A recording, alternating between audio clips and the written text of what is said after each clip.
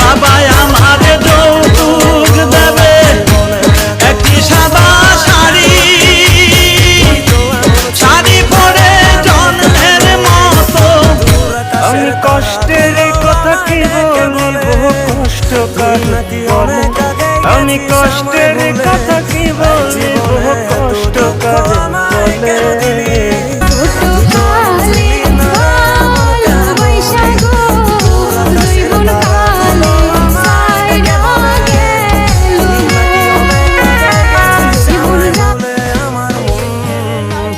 আমার মনটা করে চুরি, বুকে আমার বিষের ছুরি, কোথায় গিয়া হইলি গোপন ধরতে নাই পারি বন্ধু।